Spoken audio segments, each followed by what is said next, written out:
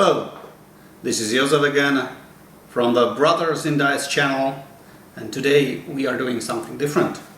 We'll be unboxing the Poseidon expansion for Mythic Battles Pantheon. As you see, it's still in the shrink wrap. I haven't played with it, so let's see what is in the box.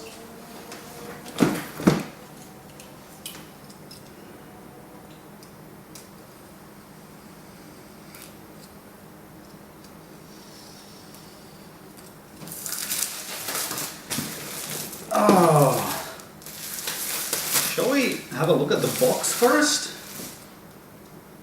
Okay, so we have Poseidon here, Scylla. I think this is the Cyclops, Polyphemus, a giant. This guy here is supposed to be Theseus. Well, I have some reservations about how Theseus looks here. I will talk about that later. Okay, so the production value of the box is amazing, as always, with Mythic Battles. Let's open these. Let's open this beastie. Oh, nice and tight. So we have a rule book. I'm sure if you can see that. A rule book. Yeah, this is the English one. We'll look at it later. And then we have the French rule book. Then we have the minis right here.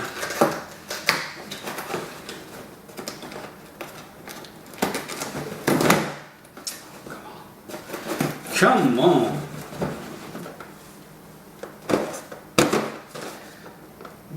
Minis, but what else do we have here? Okay. So, these are the new maps.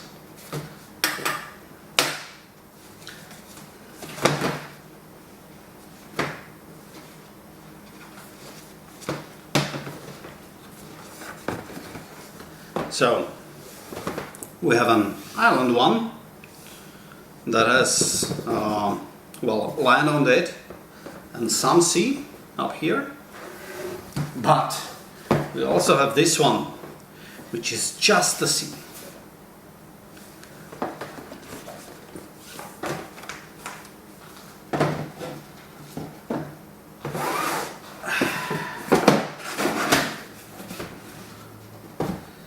Then we have the shipwrecks and islands that you can place on the sea map. Yeah, they have pictures from both sides. More shipwrecks, some tokens. These are damage tokens for the boats. Then we have these boats. This is pretty neat. So boats basically work like a combination of an area and a troop, and you can put more troops on it. They occupy two areas on the sea map, and once the ship is on the map, it acts as a land. Oh. Okay. More ships. Now we have hero and monster dashboards. More of that. French from one side, English from the other. And the main dish, the minis. Don't worry, I will switch the camera angle afterwards and I will look all the minis in more detail.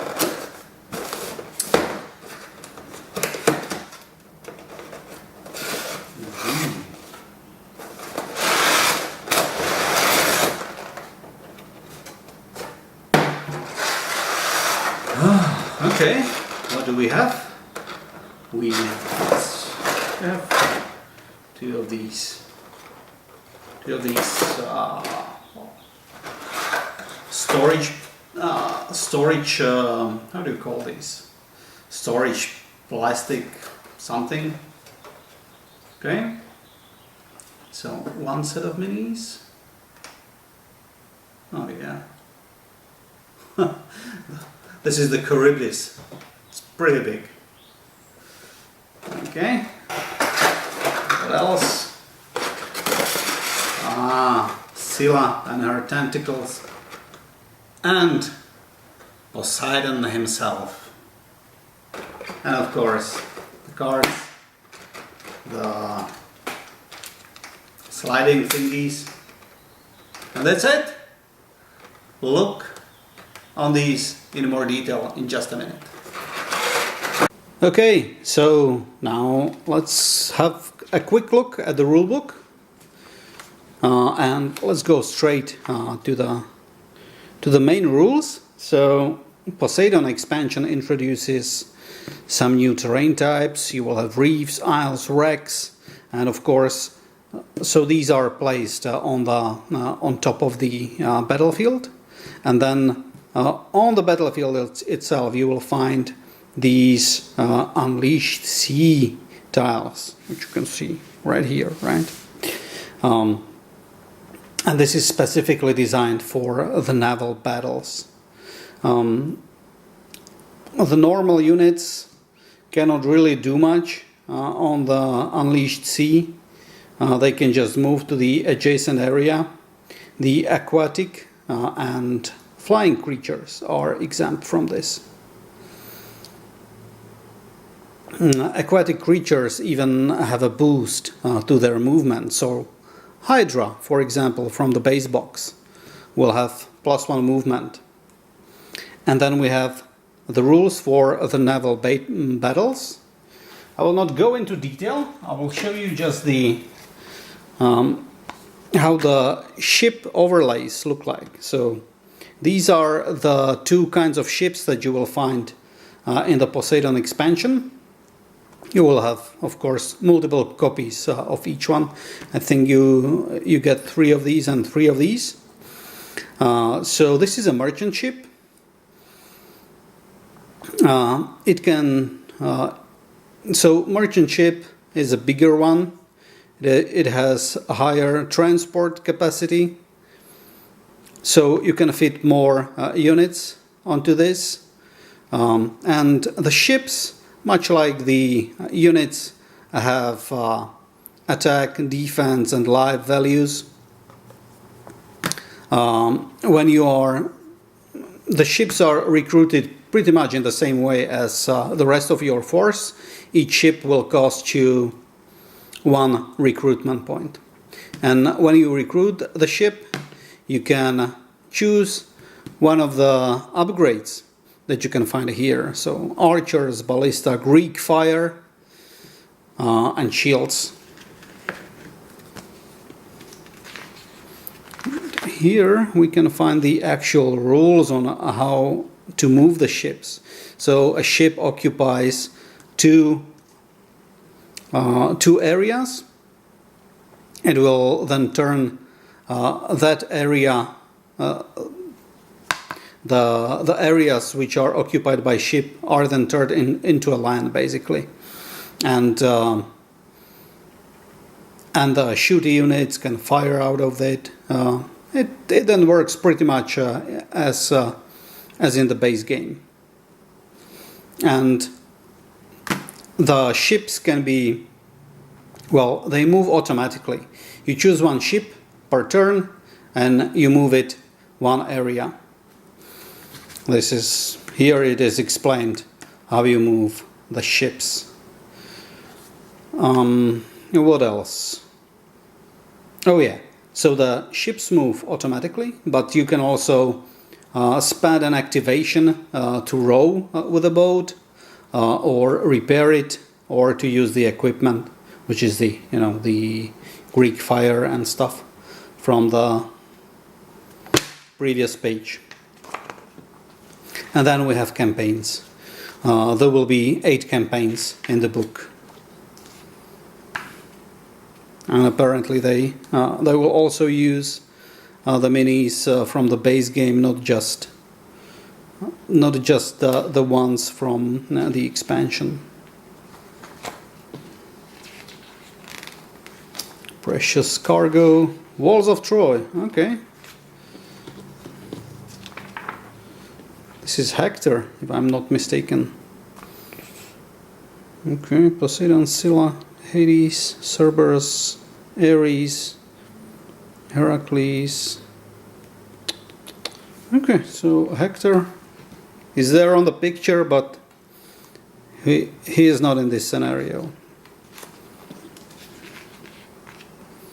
The message, Trireme Graveyard. Okay, the Prisoner of Minotaur. So there should be Theseus here. Oh yeah. Wonder if Ariadne is in the game. Is she? I don't even know.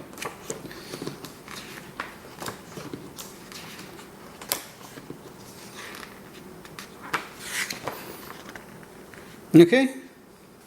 So these are the layouts for the skirmish games. Okay, now let's have a look at the minis. I had to show you this girl first. This is Scylla and her tentacles. I will not go into depths about the talons and so on. I will just show off the sculpt. So she brings these tentacles with her into the game, and I will show you that later on the dashboard. So let's just have a quick look at her sculpt. Yeah, she's nice. Not amazing. But those tentacles are pretty cool.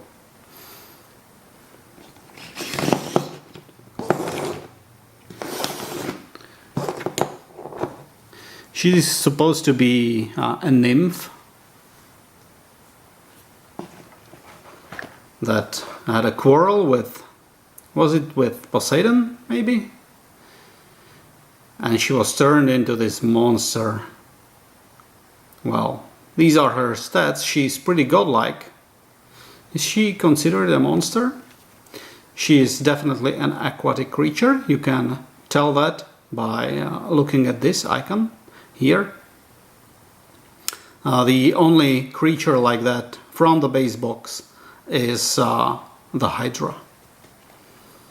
Yeah, and these are the rules for using the tentacles.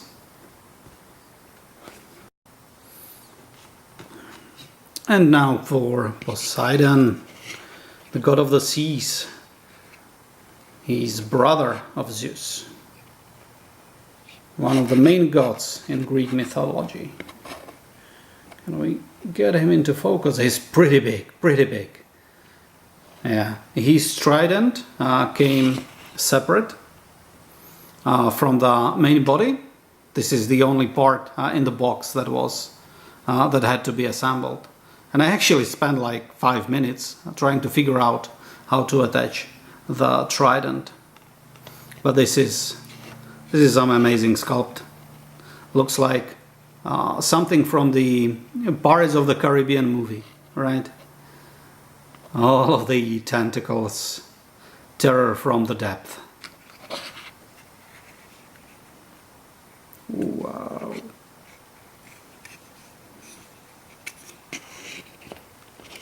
Okay, here is his dashboard. So pretty standard stats for a god. The special abilities. Okay, the trident. This is an area attack against 3 different areas adjacent to him, because it also gives him +1 range. Does cost 2 Art of War cards.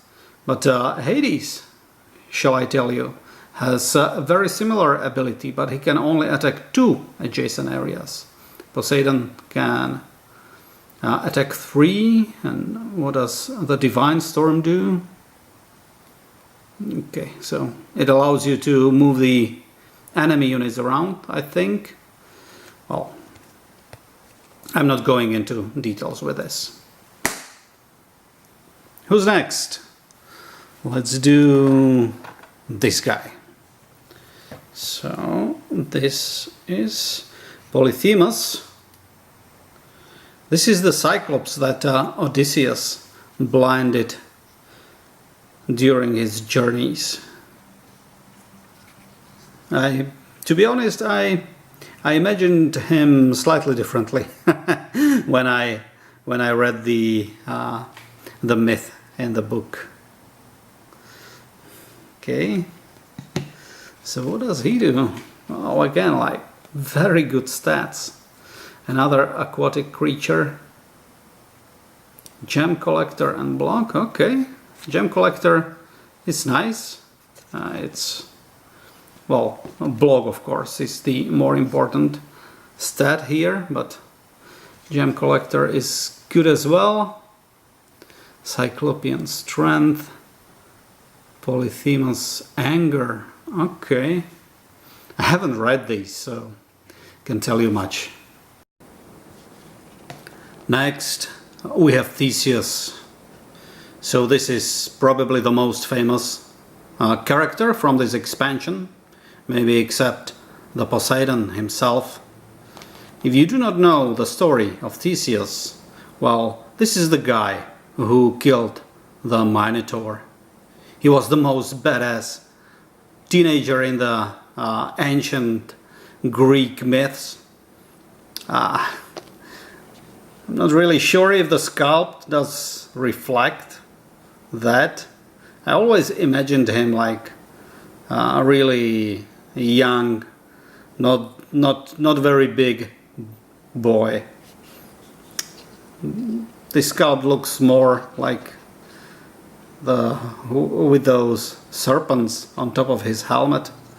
He looks more like someone from Conan Saga, perhaps.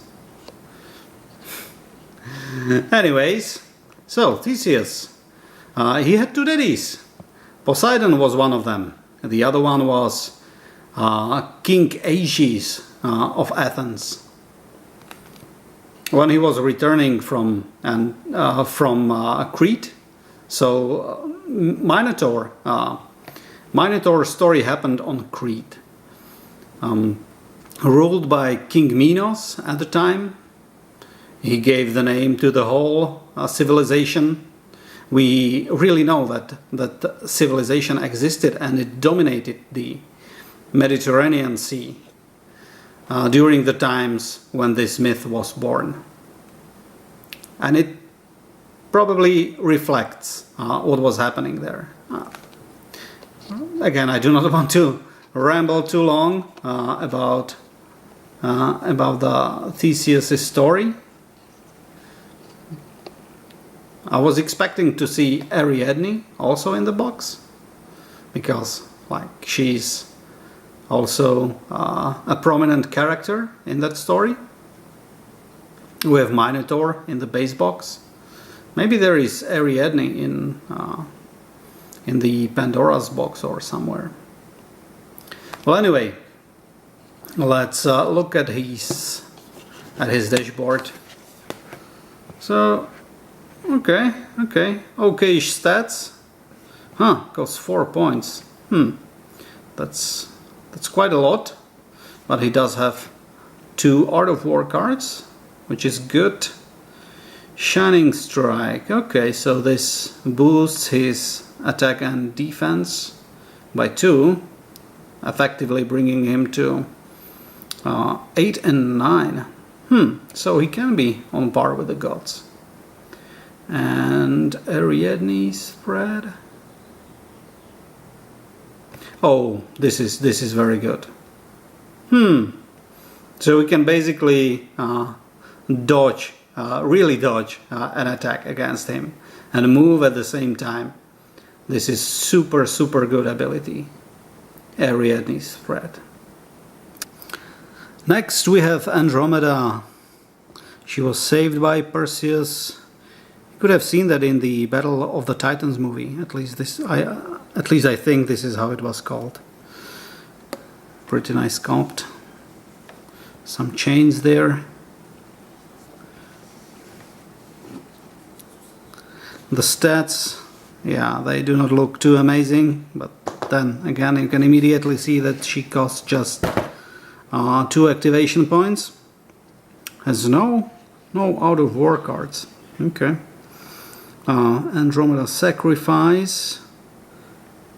Okay, so this allows you basically to protect an area by spending a vitality on Andromeda. And Andromeda's chains. Okay, I've read this before. So these are, yeah, both of these abilities give you some more tactical advantages. Might be interesting to see how she plays. Next we have this big guy here, Antaeus. I don't really know much about him. He might be one of those giants that Theseus killed during his journey to Athens, but I'm not sure about that. Okay, costs 3 points. Decent stats. Power of the Earth and the Wrestler. Next, Periphetes. Okay, where is he? Right here. Okay, let's just have a look at the sculpt. I'm getting tired about reading the rules for these guys. I wanted to keep this video pretty short.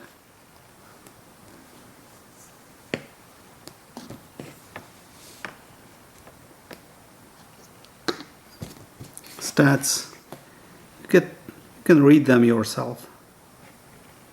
Okay, Bronze Club. Okay, Mighty Throw and Sneak Attack. Huh. Okay. And now the troops. You will find the Sirens here. There are 5 of them. These are, well, very interesting sculpts. The face that you see here, well, this face here is not the real face. It's just a mask. Underneath that is something horrible.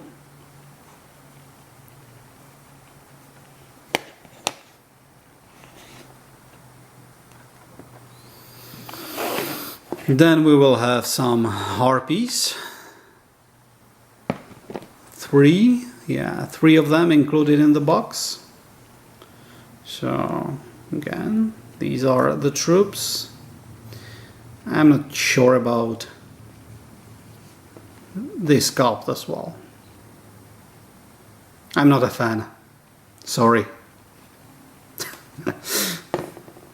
I've shown the troops, so here are their cards. I'll not read them. You can do that yourself. So these are the Scylla's tentacles. These are the harpies. They look much better in the artwork than they do sculpted. And the Sirens. That's nasty. Okay. And last we have Karibdis. You could have read about Karibdis in the Odyssey as well. So Odysseus was endangered by this, but it was, if I remember correctly, it was not really a creature. It was some kind of treacherous current or something. And let's have a look at the Charybdis Dashboard. Oh, yes. So, this is Titanesque. Oh, I cannot even fit it into the into the camera. Yeah. 12 life. So this is definitely more a Titan than a creature. He can teleport around or dive and appear somewhere else, doing damage in the process. He can be pretty nasty. He doesn't move that much. I think that you can put him on the land, but he will not be able to move on the land. On the sea he can move one area. Okay, so there you have it. This was the Poseidon expansion.